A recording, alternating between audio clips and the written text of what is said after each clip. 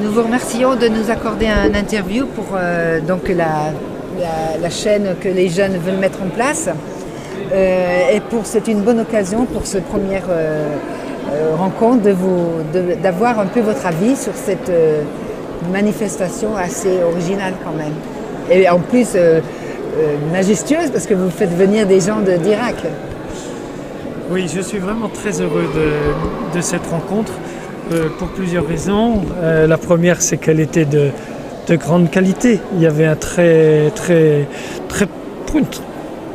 bonnes interventions, de la qualité spirituelle, et nous étions saisis au cœur, voilà, tout en étant nourris et élargis dans nos intelligences. Donc je suis très heureux pour cela. Je suis très heureux parce qu'il y avait des représentants de l'Irak qui étaient là, le représentant de l'ayatollah Sistani, il y avait des théologiens, et donc c'est la première fois que nous travaillons avec Al-Kowe et les chiites. Et c'était un grand bonheur d'être en lien avec tous ces amis qui sont venus.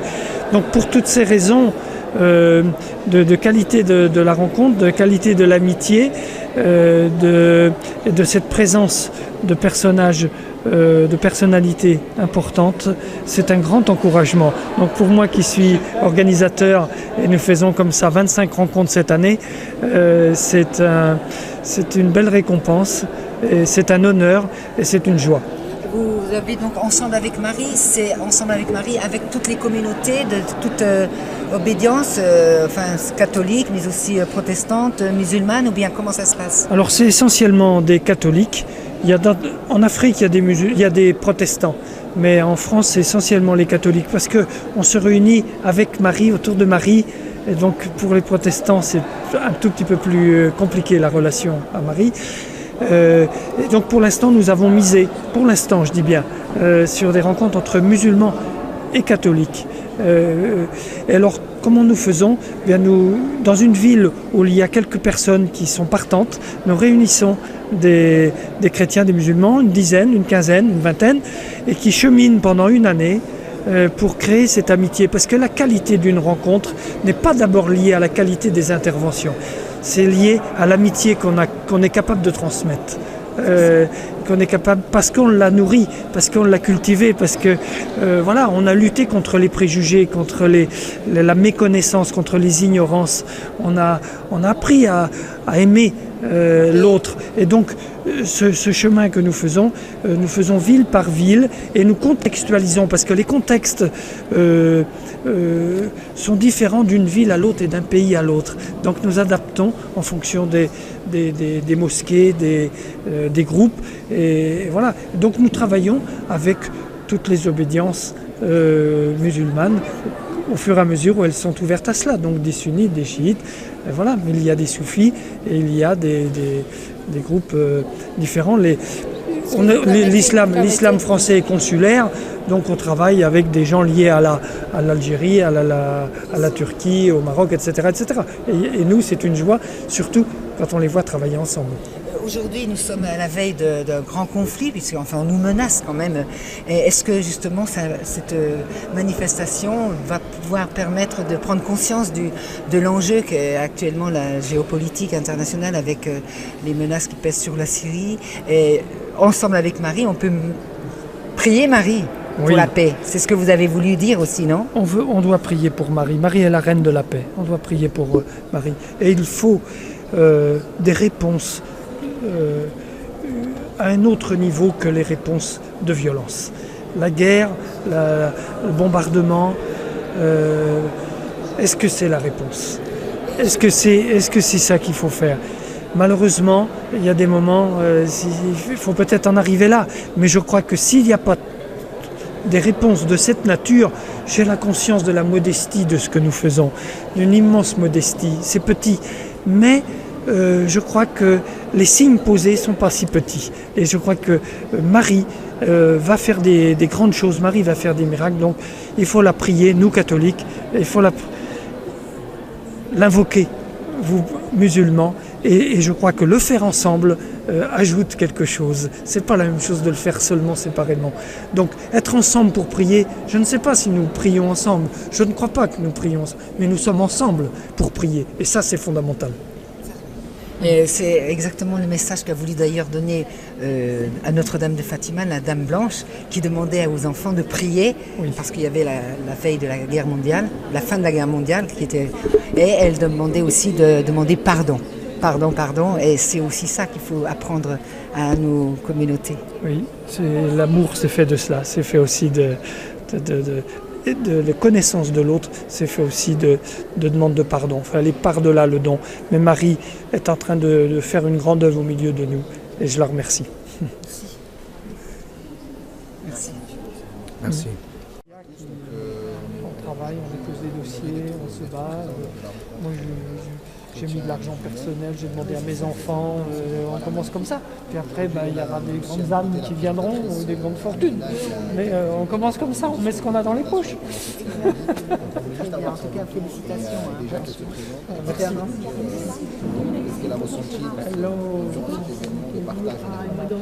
Alors, je m'appelle Amrina Deramsileda.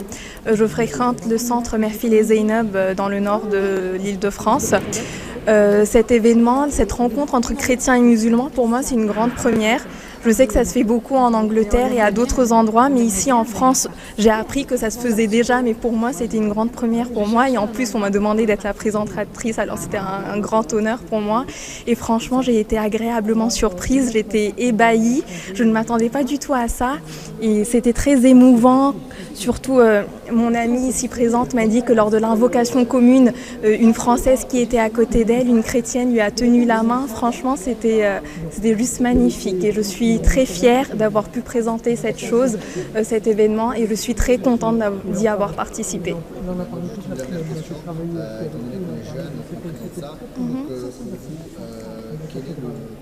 En tant que jeune, quelle est notre responsabilité dans ce genre d'activité? Totalement, on doit être présent, mais non seulement présent, mais être à l'initiative de ce genre de programme. Là, on a participé dans un programme organisé par d'autres, mais les prochains, je pense qu'on doit être à l'origine de ces programmes et participer à la prolifération de ce genre de programme. Je vous en prie.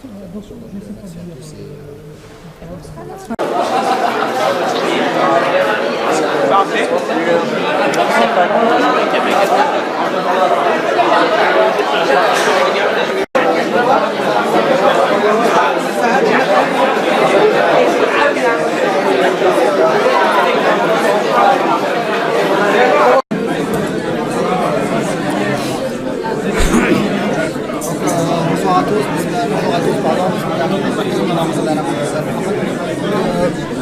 donc on est aujourd'hui heureux d'accueillir le cheikh Mohamed Hassoun, qui est représentant directeur du centre de recherche théologique à Qom Muqaddasa et à Najaf al-Ashraf.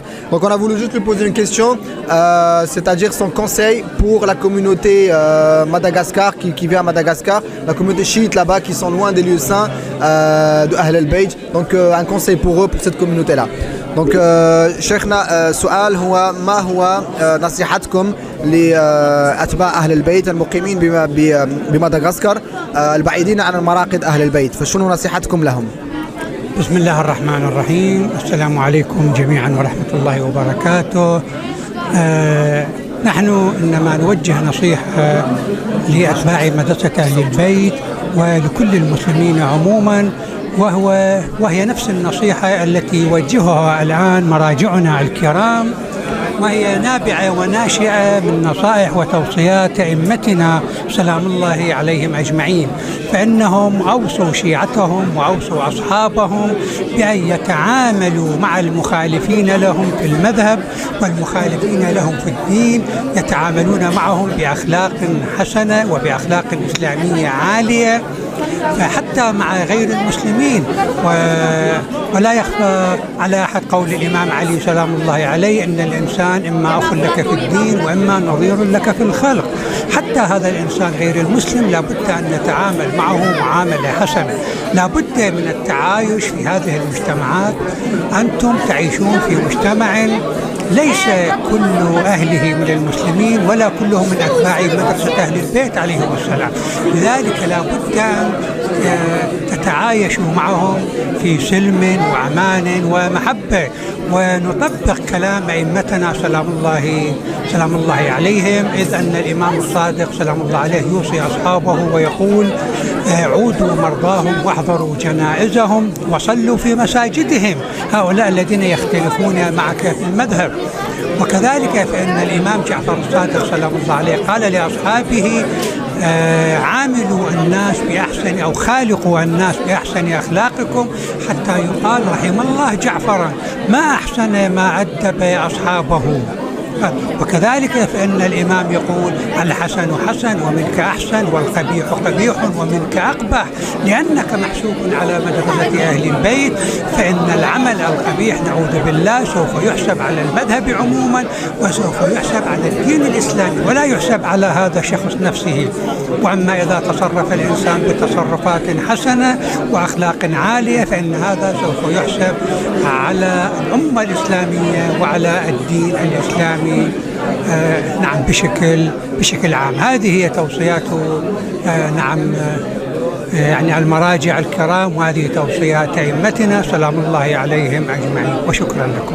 Shukran. Donc on remercie le cheikh présent. Donc il a bien mentionné que le rôle qui est incombé au peuple et aux gens de l'islam et suiveurs de Ahl al-Bayt, partisans de Ahl al-Bayt, d'être dans leur pays où ils sont pas vraiment, c'est-à-dire c'est pas des pays musulmans, ils sont minoritaires par moment, donc ils sont pas, il n'y a pas que des musulmans chiites, il y a d'autres partis. Donc il a invité les gens qui vivent dans cette situation-là à vivre d'une manière paisible, comme il a rappelé les hadiths de l'imam Ali alayhi salam qui dit que les gens sont de deux sortes. Soit un frère dans la religion, soit un congénère. Donc il a rappelé aussi le hadith de l'imam Ja'far Sadiq qui dit des imams en général qui disent de se mélanger avec eux et de se mélanger avec nos meilleures manières et de notre comportement. Donc en substance, c'est ce qu'il a bien mentionné. Il a dit que les imams d'Ahl al-Bayt, ils ont rappelé ça, ils ont invité les gens à vivre en paix, à se comporter de la meilleure manière avec les autres. Et aussi les conseils des maraji aussi qu'ils appellent les musulmans, plus particulièrement chiites et dans une manière plus globale les sunnites, à avoir un meilleur comportement et d'être meilleur avec les autres. Et puis il a insisté aussi sur le fait que l'imam a dit que le meilleur est celui qui agit de la meilleure manière, et il y a toujours quelqu'un de meilleur qui agit mieux que la personne, et celui qui agit de la mauvaise manière, il y a quelqu'un qui agit d'une mauvaise manière aussi autre que lui.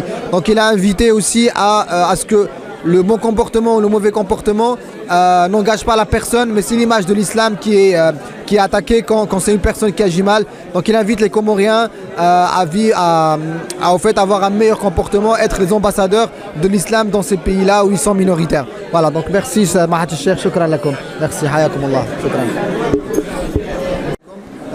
Nous avons le plaisir d'avoir à nos côtés le représentant de la mosquée de Paris, le représentant de monsieur Ali Aboubakar, donc Dalil Aboubakar, donc c'est monsieur Ali Mohamed Ali Jamal. Donc aujourd'hui il est là avec nous dans cette commémoration de la rencontre entre musulmans et chrétiens. Donc on voulait avoir son avis par rapport à cette rencontre-là. Donc salam alaikum Hajj. Donc السؤال الأول يعني نحن نعيش في باريس، وباريس يعني مختلطة ومتعددة الطوائف والثقافات. فالآن هذا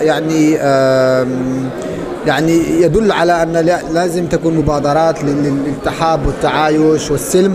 فإذا هل ترون أن هذه المبادرات لازم تكون ولازم الناس يتحدون على يعني رسالة السلام والحب والتواد إن شاء الله والمودة؟ أولا تحية لكم وتحية لهذا المؤتمر الذي يقرب الأديان، الذي هو مفروض دائما أن يكون في مؤتمرات مماثلة على الأرض الفرنسية. وثانيا أننا نشكر الدولة الفرنسية على استقبال أي إنسان على أرضها واحترام الإنسان، وهذا هو مبدأ احترام الإنسان. فمثل يقول: الغريب يجب أن يكون أديب، ويجب أن يحترم قوانين الدولة التي يعيش عليها وتكرمه. وتساعده وتعلمه وتطببه. فإننا الإسلام هو إسلام المحبة، إسلام التآلف، إسلام الإخاء. إننا كلنا عبيد الله، كلنا من خلق الله، فلنترك الدين في بيتنا ونفعل ما نشاء في ديننا في بيتنا في صلواتنا، ولكن التعامل مع الإنسان الآخر يجب أن يكون تعامل الاحترام، تعامل المحبة، لتعم الدنيا كلها السلام والخير الذي بشر به كل أنبياء الله على الأرض. Donc le professeur, le cheikh, il dit que nous sommes honorés d'être là présents en ce jour dans cette commémoration, et il dit aussi que c'est dans cette multiculturalité, dans cette pluralité, il remercie aussi l'État français de cette ouverture, car il faut être reconnaissant. Car aujourd'hui dans ce pays-là qui est la France, donc les gens sont éduqués, ils reçoivent l'éducation, la santé, la stabilité. Donc il remercie l'État pour son ouverture et sa tolérance. Par la suite, il dit que ce genre d'initiative, c'était le message qui a été porté durant toute l'humanité des prophètes, donc qui appelle à la paix, à la coexistence et à la compréhension de l'autre. Et il dit que la pratique religieuse reste un signe qui est voilà, c'est la conviction de chacun. Et quand on a en face un autre interlocuteur qui n'est pas forcément musulman, donc il faut avoir une posture qui est respectable. Et il a cité un exemple, un dicton en arabe qui dit que l'étranger doit être quelqu'un qui est passionné, ou quelqu'un qui a la littérature ou la bonne manière, voilà, qui respecte la loi, voilà. Là où il est. On respecte la loi là où on est. Si quelqu'un, un Français, il va dans notre pays, il va respecter notre loi, il va respecter notre religion. Donc on doit respecter la religion des autres, on doit respecter les gens qui nous ont ouvert les portes, il nous a ouvert les maisons, il nous a ouvert les hôpitaux, il nous a ouvert pour nous et pour nos enfants les écoles. Donc il faut récompenser ça avec le remerciement pour chaque personne qui donne des aides à un étranger ou à un citoyen, il faut le remercier. D'accord, merci. Donc la dernière question, آخر سؤال. نرى الآن يعني ملتقى بين السنة وبين الشيعة وبين المسيح، يعني هل يجب أن تكون يعني مبادرات لجمع شمل المسلمين حول كلمة واحدة بعيدا عن الصراعات الطائفية والمشاكل وهذه الأشياء. Donc la question c'était de dire que c'est-à-dire essayer de rassembler les gens autour d'un message qui soit propre, clair et loin de toutes les discordances qu'il y a et les conflits internes entre gens, et pour essayer que chacun puisse vivre paisiblement et qu'avec sa conviction, voilà. سيدنا محمد صلى الله عليه وسلم كان جاره يهودي، وكان في مسيحيين، وكان في كنائس قديمة من قبل الإسلام. لا هدم كنائس ولا أجبر المسيحيين على اعتناق الإسلام، ولا أجبر اليهود على اقتناع يعني التأسلم. سيدنا محمد عاش مع كل الكوميونيتي، وكان حارسهم، وكان يحميهم ويحترمهم، لأن العيش المشترك هو احترام الإنسان للآخر، والنبذ أي فكرة تطرف وأي فكرة، لأن في الدين ليس فيه تطرف. أن تعبد الله كما المسيح يعبد الله، كما اليهود يعبد الله. فإذا كنا الثلاثة نعبد الله، فأين المختلف؟ أين الخلاف؟ يجب أن نحترم بعضنا ونحترم أدياننا ونحترم الإنسان الذي خلقه الله كما خلقني وخلق الآخرين فقط.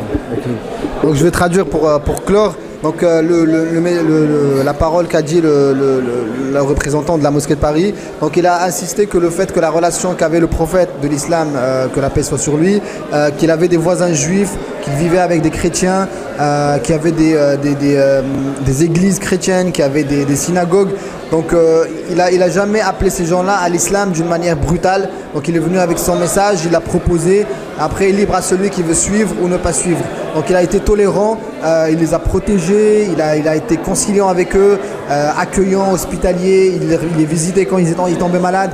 Donc voilà, donc le prophète c'est le modèle de l'islam, donc c'est pas les extrémistes qui représentent l'islam, c'est le message divin qui est incarné par le prophète. Donc il faut surtout se baser, j'ajoute un petit peu, sur le message du prophète et pas sur le message de telle ou telle personne qui ne représente que lui-même.